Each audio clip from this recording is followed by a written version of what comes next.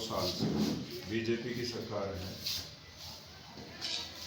जब से बीजेपी की सरकार आई है, किसान, मजदूर, कर्मचारी, छात्र, महिला, आमजन प्रदेश सरकार से दुखी हो चुके हैं। इसलिए माननीय केजरीवाल जी ने एक फैसला लिया है कि हरियाणा के 90 हफ्तों एक बदलाव यात्रा निकाली जाएगी। एक यात्रा सिरसा से अशोक तंवर जी के नेतृत्व में चलेगी, एक कालका से निर्मल सिंह के नेतृत्व में चलेगी, फरीदाबाद से डॉक्टर सुशील गुप्ता के नेतृत्व में चलेगी और एक महेंद्रगढ़ से अनुराग ढांडा जी के नेतृत्व में चारों दिशाओं से ये यात्रा चलेगी। हरियाणा के लाल को एक मौका केजरीवाल, और इस यात्रा को पूरे प्रदेश भर में सभी हलकों से टच करके पूरे प्रदेश की जनता को जागरूक करने का काम किया जाएगा। और जिस प्रकार से आज जनहित के मुद्दों को लेके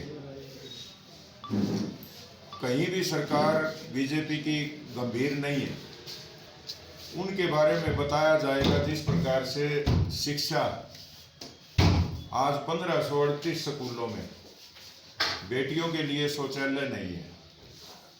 सरकार ने नारा दे रखा है बेटी बचाओ बेटी पढ़ाओ, लेकिन ये नारा सिर्फ कागजों तक सीमित रह गया है। बच्चों के लिए शौचालय नहीं है। 131 स्कूलों में हमारे पास बच्चों को पीने का पानी नहीं है। 236 स्कूलों में बिजली के कनेक्शन नहीं है। 1585 जो स्कूलों में कमरे चाहिए बैठने के लिए वो नहीं है। इसी प्रकार से चिकित्सा का बुरा हाल है। आप देखोगे कि आज मैंने अखबार में पढ़ा था कि सरकार के मंत्री और मुख्यमंत्री के बीच में आज सलाह मशवरा हुआ है कि जो चिकित्सा का जितना बुरा हाल है कि वो कह रहे थे मैं विधानसभा में जवाब भी नहीं दे पाऊंगा। उन्हीं के एक स्वास्थ्य मंत्री कह रहे थे कि चिकित्सा जहां सरकारी हॉस्पिटलों में जो सुविधा होनी चाहिए वो सुविधा उपलब्ध नहीं है और डॉक्टर कल से हड़ताल के ऊपर जा रहे हैं। इसी प्रकार से किसान हड़ताल के ऊपर है, धरने के ऊपर है, कर्मचारी धरनों के ऊपर है। जो सफाई कर्मचारी है लंबे समय से एक ही मांग कर रहा है कि जो सफाई कर्मचारी है कि हमें 1 तारीख को वेतन भुगतान किया जाए, लेकिन आज तक किसी भी सरकार ने उनकी अभी तक नहीं सुनी है। और हर महीने वो अपने काम के बदले में जब वेतन लेने की बात करते हैं तो उनको हड़ताल पर जाना पड़ता है। और वो विपक्ष तो हमेशा हड़ताल पर रहा, लेकिन मुझे कल है ना हैरानी इस बात की हुई, मैंने अखबार में पढ़ा कि एक मंत्री के नेतृत्व में हिसार में भी हड़ताल के ऊपर धरने के ऊपर एक मंत्री जी बैठे थे। वो किस बात को लेकर धरने पे बैठे थे कि भ्रष्टाचार में एक कांग्रेसी नेता पकड़ा गया। अरे आपकी सरकार है, राज्य में भी सेंटर में भी, यदि पकड़ा गया है तो उनके खिलाफ कार्रवाई करो, धरना देने की क्या जरूरत है। यानी इस सरकार ड्रामेबाजी करती है। जो मूलभूत सुविधाएं मिलनी चाहिए वो सुविधाएं नहीं दे रही। जो किसान को बिजली, पानी, बीज जो मिलना चाहिए वो समय पे नहीं मिलता, मुआवजा समय पे नहीं मिलता। जो एक आम जन जब भी कोई बीमार हो जाता है तो वो उसको दवाई नहीं मिलती। आज दिल्ली और पंजाब में 2 जगह आम आदमी पार्टी की सरकार है। यदि पंजाब में आप देखोगे स्कूलों की हालात बेहतर है सबसे पूरे देश में, और माननीय केजरीवाल जी की जहां सरकार दिल्ली में है तो स्वास्थ्य और शिक्षा के ऊपर, बिजली के ऊपर, पानी के ऊपर जो मूलभूत सुविधाएं हैं उनके ऊपर सबसे बढ़िया काम आज हो रहा है।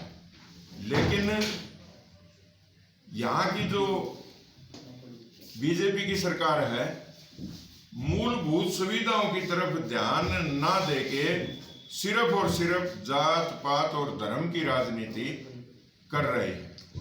हम जनता से भी अपील करना चाहेंगे, यदि सही मायने में 75 साल में जितनी भी सरकारें आई, उन सरकारों ने वो काम नहीं कर पाई जिसकी जनता को हर वक्त जरूरत रहती है। ना शिक्षा पे काम कर पाई, ना स्वास्थ्य पे काम कर पाई, ना बिजली पानी पे कर पाई। आज माननीय केजरीवाल जी का नारा है कि 24 घंटे, जैसे ही हम शपथ लेंगे हरियाणा में 24 घंटे आपको बिजली मिलेगी, 24 घंटे के बाद ही ये घोषणा कर रखी है। इसके बाद कोई भी इलाज के बगैर नहीं रहेगा। हम स्वास्थ्य सेवाओं का इतना बढ़िया सुधार करेंगे कि जिस प्रकार से दिल्ली में हर मोहल्ला में क्लिनिक है, इसी प्रकार से हर गांव और मोहल्लों में क्लिनिक होंगे। इसी प्रकार से शिक्षा की बातें हैं, यानी शिक्षा, स्वास्थ्य भी जनता को दी जाएगी। तब हम धरातल के ऊपर जनता से जुड़े हुए हैं। हमारा एक एक कार्यकर्ता जनता के बीच में जा रहा है, तो जनता से पॉजिटिव रिपोर्ट आ रही है कि हमने कांग्रेस को भी देखा, बीजेपी को भी देखा, दूसरी सरकारों को भी देखा, लेकिन जिस प्रकार से दिल्ली और पंजाब में जो आम आदमी पार्टी की सरकार जो काम कर रही है जनहित के लिए, इससे अच्छा कहीं देश में भी नहीं हो रहा। इसलिए जनता का मन बन चुका है कि 2024 में माननीय केजरीवाल की यहाँ आम आदमी पार्टी की सरकार होगी और जनता को हर प्रकार की मूलभूत सुविधाएं उपलब्ध करवाई जाएगी। आज जिस प्रकार से जो भय और भ्रष्टाचार की राजनीति पूरे देश में चल रही है, यहाँ ईडी के छापे लगते हैं, भ्रष्टाचार में मंत्रियों को पकड़ा जाता है, अधिकारियों को पकड़ा जाता है, लेकिन जब मंत्रियों को पकड़ के न जेल की तरफ लेके जाते हैं तो वो कहते हैं कि हम बीजेपी में आने के लिए तैयार हैं और बीजेपी पार्टी ज्वाइन कर लेते हैं और उनका भ्रष्टाचार सारा साफ सुथरा हो जाता है। लेकिन आज एक उदाहरण है हमारे पास सबसे बड़ा, कुछ लोग, कुछ नेता, कुछ पार्टियां हमारे को बरगलाने का प्रयास कर रही है कि आपके जो माननीय केजरीवाल जी है वो जेल की तैयारी कर रहे हैं, 3-4 आपके पहले ही जेल में पड़े हैं। लेकिन हम ये बिल्कुल साफ तौर पर कहना चाहते हैं, भगत सिंह जेल में क्यों गए थे? भगत सिंह ने अंग्रेजों के साथ कोई किसी प्रकार का समझौता नहीं किया। वो देश की आज़ादी के लिए अपनी जान तक न्यौछावर करने के लिए तैयार थे, उन्होंने जान न्यौछावर की। इसी प्रकार से हमारे जो 2 मंत्री और संजय सिंह जी जो जेल के अंदर है, वो कह रहे हैं कि हमारे ऊपर जो आरोप लगाए गए हैं वो बिल्कुल पूरी तरह से झूठे और उनकी आप किसी भी तरह से जांच की जाए। और माननीय सुप्रीम कोर्ट ने भी ये कह दिया कि इनको कितने दिन तक है ना अंदर रखा जा सकता है, लेकिन उन्होंने किसी पार्टी से इस प्रकार का समझौता नहीं किया कि हमारे को यहाँ से बाहर निकाल दो, बल्कि वो कह रहे हैं कि हम मर जाएंगे, मिट जाएंगे, हम भगत सिंह तो नहीं, लेकिन उनके रास्ते के ऊपर चल के इस देश को बर्बाद होने से बचाने का काम हमारी पार्टी आम आदमी पार्टी कर रही है। तो इसलिए मैं इस जनता से भी अपील करना चाहूँगा, हरियाणा की जनता से, आपने लगातार 75 साल खूब कड़ी मेहनत करके इस प्रदेश को आगे बढ़ाने का प्रयास किया, लेकिन समय समय के ऊपर जो राजनीतिक लुटेरे जो भ्रष्टाचार के जरिए अपने घर और परिवार उन्होंने संपन्न बनाए, अपने रिश्तेदारों को संपन्न बनाया, हमारे प्रदेश की जनता को नशे में धकेल के और उन्होंने अपने घर बनाने का प्रयास किया। बहुत जल्दी यदि हरियाणा की जनता एक मौका माननीय केजरीवाल को दे देती है तो जिस प्रकार से पंजाब में नशा जड़ से खत्म कर दिया, लगे हुए हैं 400 से ज़्यादा जो नशा बेचने वाले लोग हैं वो अंदर हैं, भ्रष्टाचारी लोग अंदर हैं। इसी प्रकार से हरियाणा में भी माननीय केजरीवाल जी की सरकार आएगी तो नशा नाम की कोई चीज़ नहीं रहेगी और मूलभूत सुविधाओं का कोई टोटा नहीं रहेगा। किरमारा जी, जो यात्रा रहेगी, जो हरियाणा के कितने गांव शहर कवर करेगी यात्रा, क्या पैदल होगी या एक वाहनों के माध्यम से होगी, रथ के माध्यम से होगी, किस तरीके से होगी? हरियाणा के जो 90 के 90 हल्के हैं, 90 हल्के में हर गांव से ये यात्रा गुजरेगी और एक एक परिवार से हम मिलने का प्रयास करेंगे और हमारे जो छोटे से छोटे कार्यकर्ता और बड़े से बड़े नेता सारे इस में शामिल होंगे। जैसे जो यात्रा चलेगी फरीदाबाद से, उसका समापन जींद में होगा। जो सरसा से चलेगी उसका भिवानी में समापन होगा। जो कालका से चलेगी उसका समापन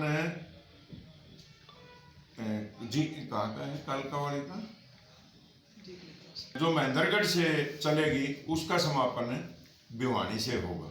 यानी इसके बाद कोई एक बड़ी रैली करने का आगे जो भी प्रोग्राम होगा उसको हम आप लोगों के सामने बताएंगे। बाकी हमारा जो एक कार्यकर्ता है पूरे जोश खरोश में है। जो जनता है वो आम आदमी पार्टी की इंतज़ार कर रही है। 2024 में सरकार आम आदमी पार्टी की होगी और हमारा